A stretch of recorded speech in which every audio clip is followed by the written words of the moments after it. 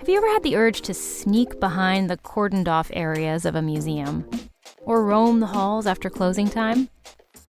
The Smithsonian's flagship podcast, Side Door, will sneak you behind the scenes of the world's largest museum and research complex. Come learn about the ghosts that supposedly walk the museum halls after dark, how a train robbery gave rise to criminal forensics, why leeches are actually the coolest thing ever, and how to get away with murder in the Arctic. Maybe. You'll discover stories of history, science, art, and culture you won't find in a display case. You can listen to Side Door wherever you get your podcasts, or find us online at si.edu/sidedoor.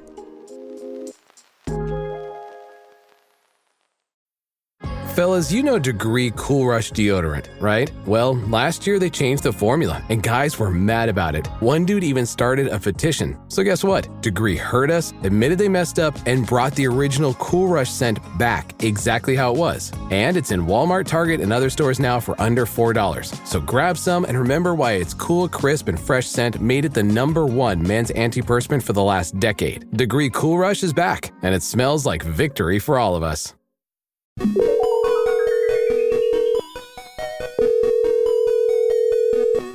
I'm Natalie Brennan, producer at The Atlantic. And I'm Yasmin Tayag, a staff writer with The Atlantic. You've reached How to Age Up. Leave us a voicemail after the beep. Hi, I am 60 years old. Most people think I'm 45, 50, but I'm actually going to be 63. And I am 60 wonderful years old at 61. Yasmin, over the last few weeks, we've been asking people to call in and tell us their age and about some of their experiences of aging. Yeah, I'm 75 years old. Thank God I'm Italian and I don't wrinkle, so I don't look my age. And I feel 20. My age is almost 80, so I am actually aged, not aging. I'm 88 years young. I'm only 88 and married to a younger woman, only 85. So one of our secrets is youthing. We're not aging, we are youthing. And we eat well, exercise, and looking forward to getting older. But we're getting younger. So that's it.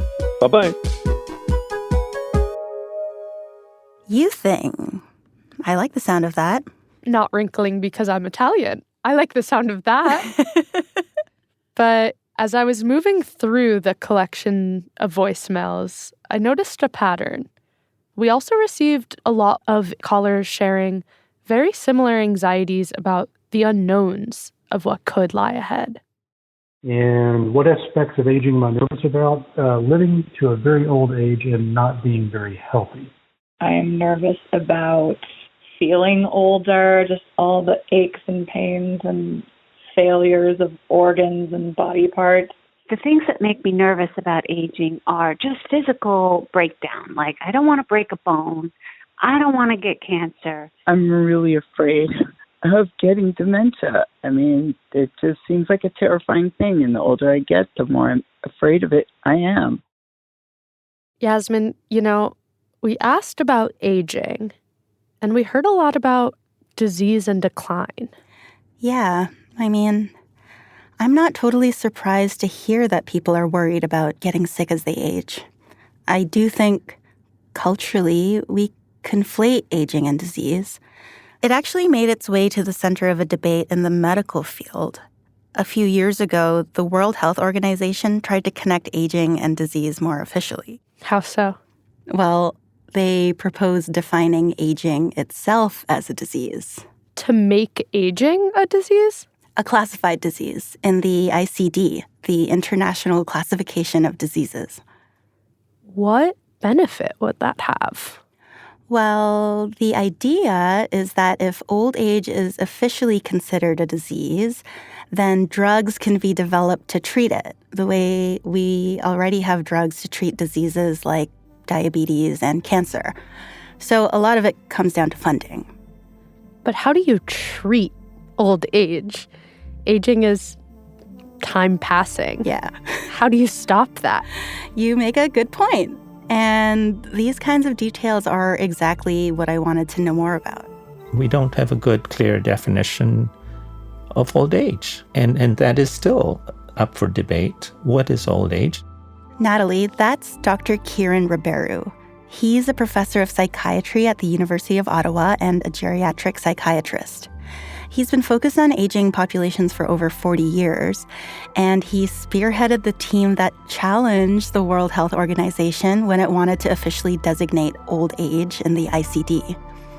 But before we get to that, it can help to know more about Dr. Rabheru and why he's so interested in aging populations.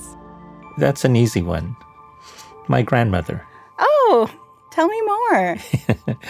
So my parents were around, but they were busy. They were setting up a business and so on.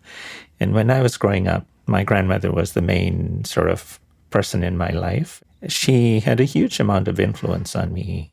She was not educated. She couldn't even write her own name, but she was, in my opinion, totally biased. Probably the wisest and smartest person I've ever met in my life. And every time I see an older person, I see a bit of her in them. That's lovely. So how did that shape your view of older people? You had what sounds like the privilege of getting to know a grandmother, but that hasn't always been common, right?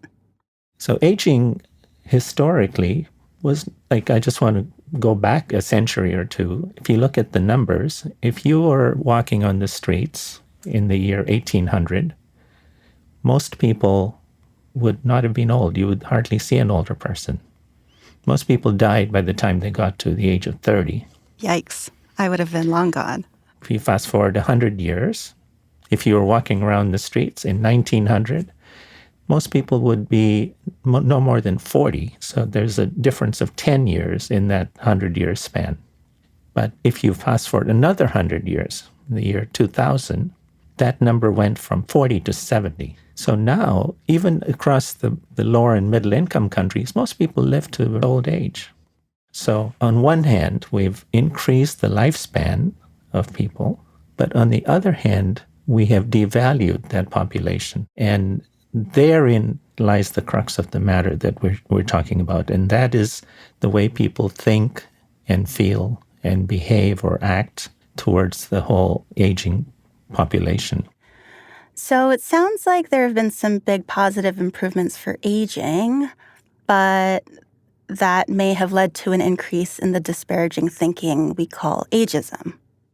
It's very subtle, and it's largely unconscious, and it's institutionalized. It's part of our policies and laws, and it's part of our processes, its structures in every sector, and that's embedded as an unconscious bias. Sure. The COVID-19 pandemic really shone a light on the gaps we have in our system, particularly towards older people, and ageism became so much more rampant. The future is not about young versus old, although our government sometimes try to pit the old versus against the young, but it's about designing a society where everyone at every age can live together with dignity and purpose and opportunity. One thing that I think makes those conversations difficult is that we don't have agreed upon language to talk about age. And our society's perspective seems to reflect that. Like, to me, our conception of age seems very rudimentary. Old and young are relative terms. I understand that one of the attempts to assign a definition to old age came when the World Health Organization wanted to classify it as a disease in the ICD. Can you explain what that actually means and the implications for how we think about age and illness? Oh, Yasmin, absolutely. I used to teach the course on classification diseases. And classification is really important. It's not perfect. We have to adapt it as societal values change and our thinking changes, and we gather more data biologically, the environment changes, and we need to change the classification system to match it, right? The ICD is not published every year. It's published every 10, 15 years apart. So once it's in there, it can change a whole generation of people going through the treatment through the hospital or clinical system. You know, I'm thinking, for example, of alcohol use disorder. It used to be seen as this moral failing, a failing of willpower. And then it was classified as a disease, and that seemed to change some of the cultural thinking around it. Mm-hmm. So that's an example of defining a disease that really helped the culture find more empathy and also more investment in the recovery and success of many people. Could you give me an example of a condition, that went through the process of being considered and classified as a disease but is no longer considered to be one? We've gone through diseases like homosexuality, classified as a disease. And think about the stigma associated with those terms. We don't use them anymore. And words matter. It tells people what value you place on that human being. Mm-hmm. It's so obvious to me that these official classifications matter. Absolutely. It makes me think of the legalization of marijuana in Canada, where I grew up. My parents were always super strongly opposed to it. Mm-hmm. But ever since it was legalized, I've noticed their tone softening a little. It's not like they've gone and flipped and started using it, but now they talk about it as a thing that some people do, and that's okay. And it's been fascinating to watch that shift just because there is some sort of binding declaration of this being legitimate. Yeah, exactly. So I want to talk about disease classification specifically in relation to aging. In December 2021, you found yourself in the middle of some very high-stakes deliberation. Set the scene for me. It was the most fascinating experience, I've got to tell you, Yasmin. As part of my work, I work with a lot of people across the world that lead different organizations in aging. And it came to our attention that the WHO was updating the International Classification of Diseases, the ICD. And part of the changes that they were proposing was to include old age as a disease. Wow. Just old age. Just old age, quote, unquote, as a disease. And look, the WHO is highly respectable, but it's an unconscious bias. And this is an example of ageism within WHO. Now, in March of 2021, the same organization put out the Global Report on Ageism to combat ageism. Seems a little hypocritical. In the same organization, yeah. So we got together and we organized a campaign. There were 8 or 10 different organizations that all wrote to the WHO, and collectively we represented millions of people across the world. Our team and the people that I work with immediately thought, aging is a privilege. That's not the disease. And look, as a clinician, I know that it's not always easy. The older people are much more challenging to see and treat because of the multiple medical and psychosocial conditions they have. Having a diagnosis of old age would automatically just lead people to put them into that category that this person's just old, and they move on to something that's easier to deal with. Well, one of the big questions that the proposal to call aging a disease brought up for me was, where do you draw the line? Where does aging start? It's not the age. Yasmin, if you have a car accident and you can't walk tomorrow because of a spinal cord injury, you would have the same level of intrinsic capacity as someone who's had a stroke at the age of 80. So the number chronologically is not that it's not important. It is a risk factor, of course. Every organ ages over time.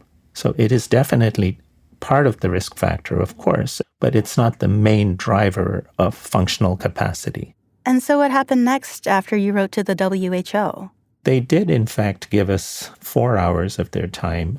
It was Thanksgiving Day. Thanksgiving Day? And we went through it in a systematic, scientific way. And we explained, we understand what they're trying to do, and they want to go after the biological aspects of aging, which absolutely we need to do. There's no question. There's a lot of pathology that we can either reduce the risk of, etc.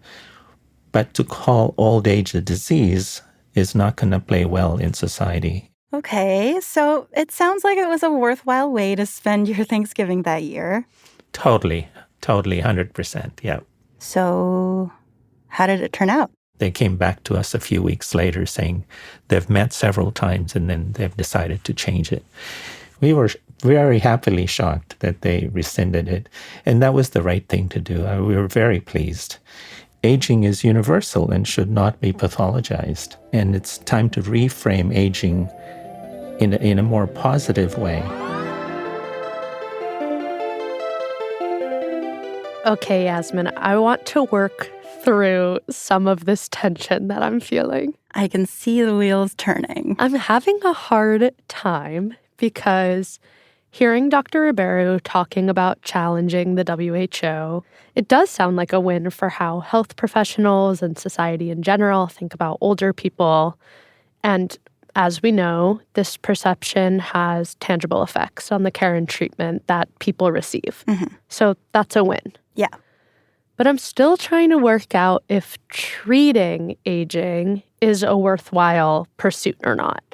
On the one hand, I'm like, okay, if we think about aging as time, and time has a physical effect on our cells, building up damage, getting worn out, I could understand a world where we're working to heal or repair that damage. And if we were able to do that, I'm guessing it would relieve some of the anxiety that we heard in so many of the voicemails we received. But at the same time, I'm like, what does treating aging even look like? Well, there are existing drugs that are being repurposed to maybe slow aging. Okay, so what does that mean? Metformin is used for diabetes. Rapamycin is an immunosuppressant. And researchers are trying to determine if those or other existing drugs could slow the passage of time for cells or clear out old cells or the molecular junk that time leaves behind. I have Timothy Caulfield in my ear from episode 1 telling me to assume nothing works. I'm skeptical about the ability to achieve these things, and I'm just immediately wondering if something else is going on here. I mean, a lot of this does come down to money. There's a hope that there will be more investment in research on slowing aging, which in turn will save money in the long run because if people get sick less often as they age, it'll bring down the cost of healthcare. So that's one argument for exploring it. There was a report in 2021 from the Medicare Payment Advisory Commission showing that much older people tend to be the most costly to the government, healthcare-wise. Right. I guess what I'm trying to understand is, although aging is not a disease in and of itself and should not be classified as such, it is associated with disease, right? Mm-hmm. And we could work harder to address the concerns that people have when it comes to aging. Exactly. So aging is a risk factor for disease, but aging itself isn't a disease. This was something I was really trying to work out too when I was talking to Dr. Rabheru. It's a risk factor. Aging is a risk factor. In fact, the strongest risk factor for cognitive impairment or dementia, barring, all other illnesses. So if you have a stroke or a genetic predisposition, that's different. But if you're healthy and you're getting older, the biggest risk factor is aging.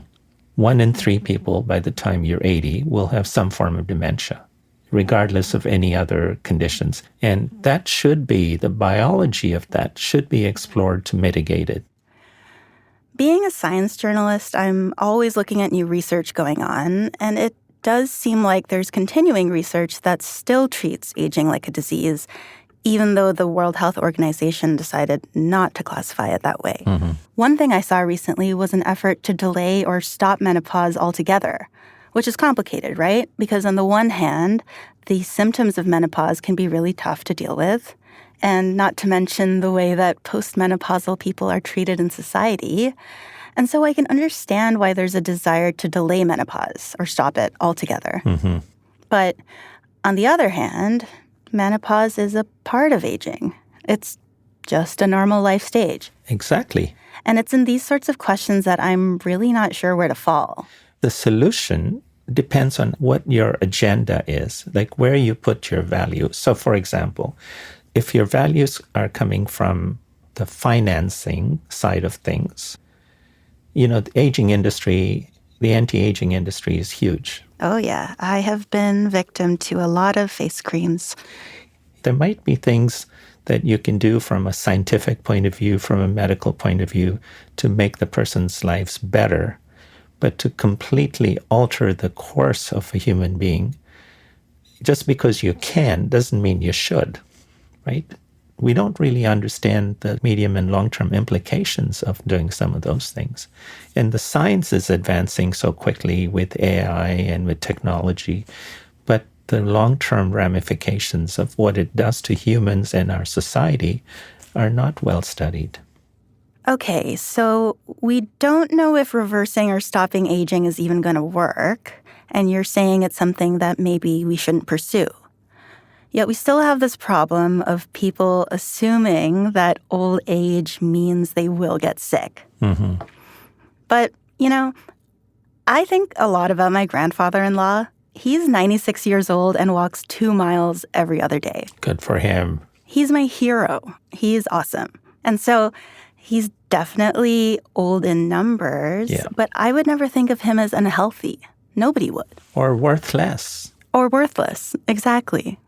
The older population is growing. We'll have billions of people by the year 2050 who are older. And that's a resource. It's not a burden. If we keep them safe and healthy and happy, they can provide support for the world.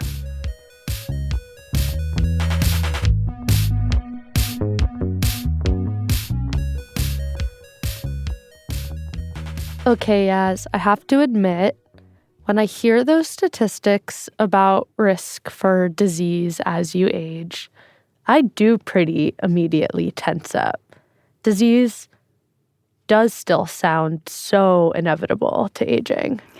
I hear you. I mean, when I think about my family's heart health trajectory, I feel like it's inevitable that I'm going to get all the same diseases as my parents as I get older. Oh my God, I hope my dad isn't listening right now because I had slightly high cholesterol this year and I could not bear to tell him after years of me pestering him about this. I mean, here I am on my little lentil and sweet potato high horse and I still had slightly high cholesterol, meaning the same genes that came for his heart might just come for mine. I have been on this same spiral lately. Yeah. But have you heard of the concept of Healthspan? I have not. So it's what comes to mind when I think about my grandfather-in-law and all the other older people who called in telling us how they're thriving and living their best lives. Yeah. Healthspan is the idea of extending the period that a person is healthy. And that's different from lifespan, which is about how long you actually live. Okay, so instead of trying to live longer until 105, it's about making it longer in your life without disease? Exactly. Just like staying healthy for as much of your life as possible, no matter how long you live, which is the case for a lot of older people. Okay, how do we do that? How do we extend health span? So we don't know how to guarantee an extended lifespan yet, but we do know how to increase health span. Eat well, exercise, sleep a lot, connect with people. It's all the stuff we've been talking about this season. And did Dr. Rabheru have any more advice too? Well, I thought you might ask, so I asked Dr. Rabheru what his advice to his patients is. So for many, many years, I have given the same prescription to every single patient I see. That's after the break.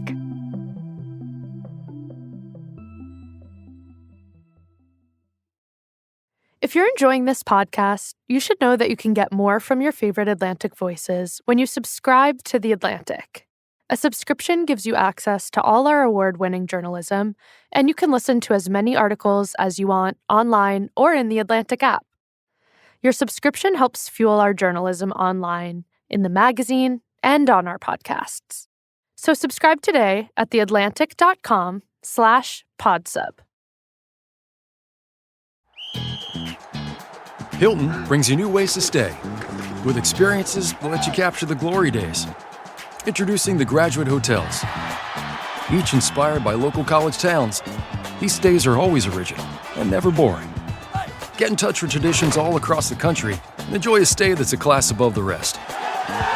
Book at graduate hotels with Hilton Honors Points at Hilton.com. It's a win-win. Hilton, for the stay. This episode is brought to you by Indeed. When your computer breaks, you don't wait for it to magically start working again. You fix the problem. So why wait to hire the people your company desperately needs? Use Indeed's sponsored jobs to hire top talent fast. And even better, you only pay for results. There's no need to wait. Speed up your hiring with a $75 sponsored job credit at Indeed.com/podcast. Terms and conditions apply. Dr. Rabheru, I have one last question for you. As a person who is aging yourself, like all of us are, what is one piece of advice you think we could all benefit from? Well, I'll tell you. So for many, many years, I have given the same prescription to every single patient I see. When you leave my office or clinic or hospital, when you go home, here's my prescription for you. It's the rule of 20s. So I need you to give at least 20 smiles a day. Okay? Because as soon as you're smiling, it changes the way your brain works. Second is to do 20 minutes of activity of some sort. And I usually say walking. Because physical activity is really important for health, right? Of course. But try and get 20 minutes of walking. And thirdly, socialize for 20 minutes a day, and not just with the person you're living with. That's fine too. But try and do something outside of yourself. So those are 3 basic things you can do. And then all the treatment I give you will be much more effective. I love it. The 20 rule. I'm going to do this today. It seems easy enough. I'm smiling a lot after this conversation. Yes, and so great.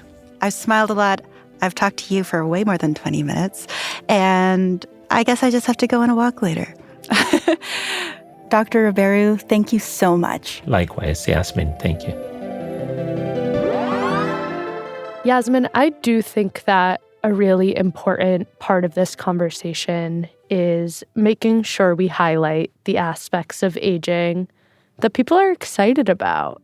When we asked listeners for those voicemails, we didn't just ask what people were nervous about as they aged. What are you looking forward to? Well, the biggest thing is no more shoulds. I'm tired of shoulds. You should do this, you should do that. I don't care about shoulds anymore.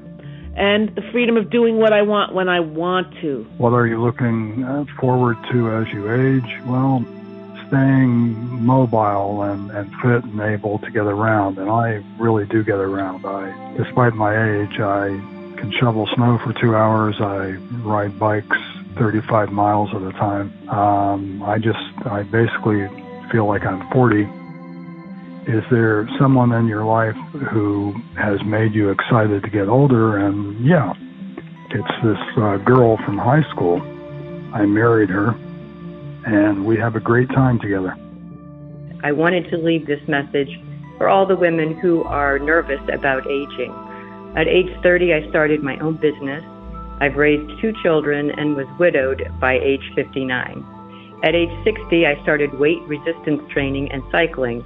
I am slowly backing out of my company towards full retirement. I moved part-time to another state, something I wouldn't have dreamed of when I was younger. I do stand-up comedy. I do all sorts of weird and wonderful new sports, whatever really takes my fancy. And I kind of enjoy that. I can just head off in whatever direction I feel like. And all of it is about that, just that desire to continue to grow. The next question you had was, who do you hope to be like when you are older? That phrase that I think Clint Eastwood is known for, don't let the old man in. And I think that's really where the secret lies, is I see so many people who just let the old person in, and I don't want to do that. And so I admire anyone who really doesn't allow that to happen.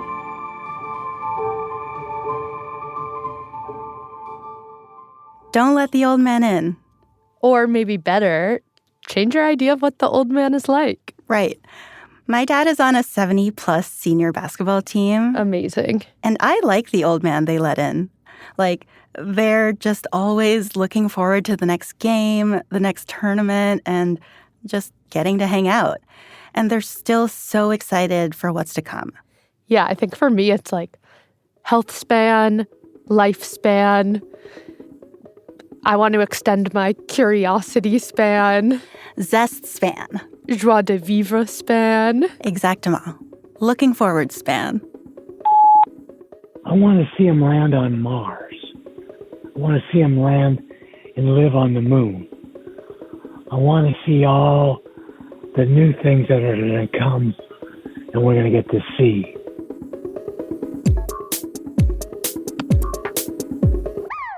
That's all for this episode of How to Age Up. This episode was hosted by me, Yasmin Tayag, and co-hosted and produced by Natalie Brennan. Our editors are Claudine Abade and Jocelyn Frank. Fact-checked by Anna Alvarado. Our engineer is Rob Smirziak. Rob also composed some of the music for this show. The executive producer of audio is Claudine Abade, and the managing editor of audio is Andrea Valdez. Next time on How to Age Up. Looking to the future doesn't always feel easy when climate issues loom large. It's not about taking shorter showers. It's really about kind of setting up your brain when you consume this information. How to Age Up in a world affected by climate change. We'll be back with you on Monday.